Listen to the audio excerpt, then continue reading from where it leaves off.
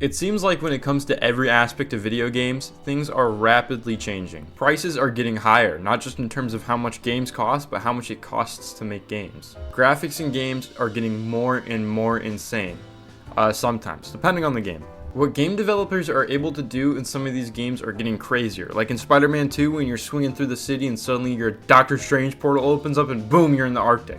However, one of the things in the gaming industry that just feels so stagnant is game controllers. The biggest example of this is with the PlayStation controller. Sony has made minimal changes to the core design from the original design of the PlayStation 1 controller. The same story goes for Xbox, who has made even less changes to their controllers ever since the 360. This could all just be a case of if something isn't broke, don't fix it. But I feel like it's more so a case of if it works, don't touch it. There feels like so much room to improve when it comes to these controllers, and also a lot of fat to cut out. Let's start with what to cut. The DualSense is probably the biggest example of feature bloating. Why the fuck is there a speaker on the DualSense? This isn't the Wii. I don't want to hear Smash characters I just chose to make a funny sound through my controller. Cut that shit out! While hearing a few sounds from the game you're playing is novel and cool at first, I mean, is it really worth making the controller cost this much? That's what most of these features on the DualSense feel like, a way to justify this controller costing $75. The speaker, the built-in microphone, adaptive triggers, all of these are novel and cool, but that's about it. They don't serve any function other than making for artificial immersion. Plus, a lot of these features are either not used in games or added after the game's release. Alan Wake 2 added DualSense support a year after the game came out, which at that point, who is going to go back and play the game just because the triggers feel cooler to pull? So for the most part, most of the DualSense features are cool, but that's it, not real addition to the progression of controllers, and only serve as a way to mark up the controller's price. Now, in terms of Xbox's controller, this is almost a reverse of the DualSense. There's almost zero difference between the Series X controller and the Xbox One controller. A share button and a different d-pad is all that separates the two, which is kind of disappointing. One thing I was really hoping for when this generation was starting was that Xbox would adopt the gyro feature from the DualShock 4 and there would finally be balance with the gyro between all systems. But trust me, we will get to gyro soon enough. But really, the Xbox Series X controller is fine. The build quality is good, and it sure is a controller. I just wish it kind of did more.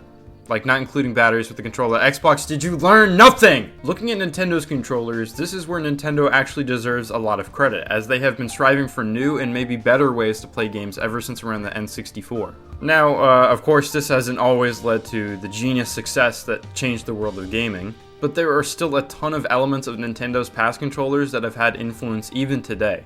Clearly, Sony really liked the speakers on the Wiimote enough to put them on the DualSense. The Joy-Con influenced the controllers on the Legion Go. Nintendo's influence in the controller space even goes all the way back to the D-pad with the Game & Watch. So it's easy to say that when it comes to innovation in controllers, Nintendo has had the balls to try something new every time.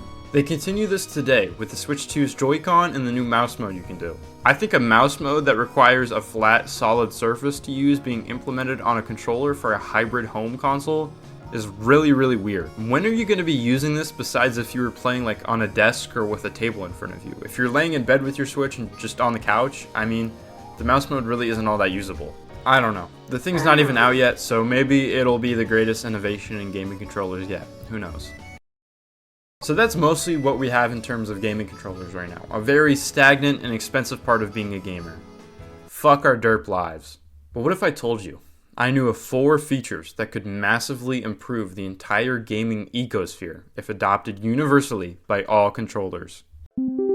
If any of these features were to be used by all controllers, gyro control would be the biggest one I want. I think my first real encounter with gyro control was with Breath of the Wild, where you use gyro to aim your bow and it just felt right. It made me realize that the sticks I had been using to aim was not really good for aiming at all. I mean, think about it. Using a stick that isn't good at making precise adjustments to make precise adjustments just doesn't work that well. It's almost like you would need some kind of handicap to even make aiming with sticks viable. Gyro aim, on the other hand, allows you to use your entire wrists and arms to aim instead of just your thumbs. This leads to way more smaller, precise movements, allowing for more fluid aim without any aim assist. You think a cure-all to the inadequacies of stick-based aiming would be welcomed and praised by everyone. Unfortunately, most gamers aren't ready for the future, and when they hear gyro or motion-based aiming, they instantly have PTSD flashbacks to Wii Sports and how they will have to move their arms while they play video games. This massive pushback to motion-based aim really confuses me, because a lot of people who dislike gyro are under the assumption that it should entirely replace the use of thumbsticks. Gyro aim is never going to fully replace thumbsticks, it is solely an option for the people who prefer it to toggle on or off in the settings of a game, which kinda just makes the arguments against gyro more stupid. What is your real issue with an input method being an option in a game? But it seriously is a godsend of an input method, which is why, of course, Xbox is the only modern controller today that doesn't have gyro in its controller. I feel like we would be one major step closer to gyro aim being an even slightly accepted input method if it was universally used across all consoles. Nintendo, the biggest in the use of gyro aim, uses it in pretty much any game they can, and it's always amazing. PlayStation versions of a ton of games have gyro aim options, which goes to show that the demand for gyro aim extends to the entirety of the gaming scene, with games even like Call of Duty having gyro aim. So why doesn't Xbox have gyro aim, bro? Like, Phil, what are we doing? Seriously! I feel like there really isn't a solution to this, unless Xbox adds gyro to their next-gen controller, which probably isn't gonna happen. In terms of the PC scene, gyro aim is also huge there. Go to any game Steam input community layout and you'll find plenty of motion-based aiming configurations. Which actually brings us to our next feature. Steam input, while not talked about a ton, is what every major console should have for their controllers. It is the most in-depth input remapper I have seen. You can change pretty much anything and everything your controller does with it. This would be something that would be a no-brainer for every console to have, but looking at the big three's options for remapping your controls, and it's clear to see that it's really limiting in what you can change. Compare this to Steam input, where you can universally change what your controller does for any game you play. Even non-Steam games that you add to your library will utilize Steam input. It is a serious godsend for people who use controllers on PC games. Now, the depth of how much you can tweak and change in Steam input can easily be overwhelming, and you're honestly better off not touching it if you don't know what you're doing, which is a thing the major console companies hate, so the likelihood of a service like Steam input coming to consoles is pretty slim, but would still be cool. You could even bury it deep in the settings so little Timmy doesn't accidentally set his outer ring command radius to 1 zillion. I'd say you could throw it right next to wherever you must go to cancel any of your gaming memberships on your console, and then no one would be likely to find it.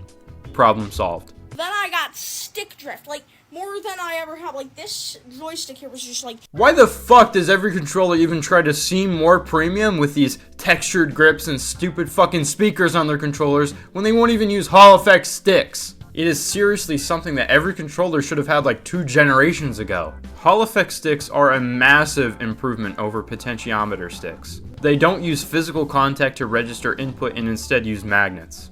This leads to less wear on the sticks, pretty much preventing stick drift. So why doesn't everyone use it? The obvious answer is that it's more profitable for these controllers to be more disposable and prone to issues, so you'll spend money on a brand new one. For this reason, I don't think Hall effect sticks will ever become the norm in major console controllers, which I hope I'm wrong on. Hall effect sticks have become a selling point with third-party controllers and even just being sold to you to mod your controller.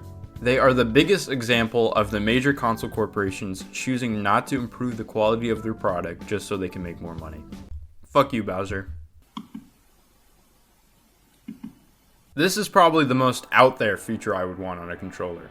A trackpad on a controller might seem like a really dumb idea because it just seems like a worse stick. But it's something you really have to try before you diss it, because on something like the Steam Deck, a handheld meant for playing PC games, it is a godsend. Trackpads are seriously the ultimate answer to a lot of PC games on console. I think pretty much everyone knows that when you try and play a PC game like Sims or Civilization on console, it's pretty bad to control a cursor with a stick, no matter how much you try to tinker with it. But then again, we're also left with the fact that this is the most infuriating, cumbersome, clumsy, terrible control scheme. A transition from mouse and keyboard to a controller comes with expected challenges when condensing all the functions into so few buttons. And this is where trackpads on a controller come in. Now you can perfectly control a cursor when using a trackpad. It is seriously a game changer. This translates to even games like Minecraft, where you go in and out of menus a lot. Playing Minecraft on the Steam Deck with the trackpad is way better than playing on console with a controller. Trackpad's use go even beyond just being used in menus, and depending on the game, can even really be good to use in shooters. Trackpads are pretty rare on controllers though, with the only real notable ones being the Steam controller, which was discontinued in 2019. And then the DualShock 4 and DualSense both have trackpads that were barely utilized in games and also aren't really what I'm talking about when I mean trackpads on controllers.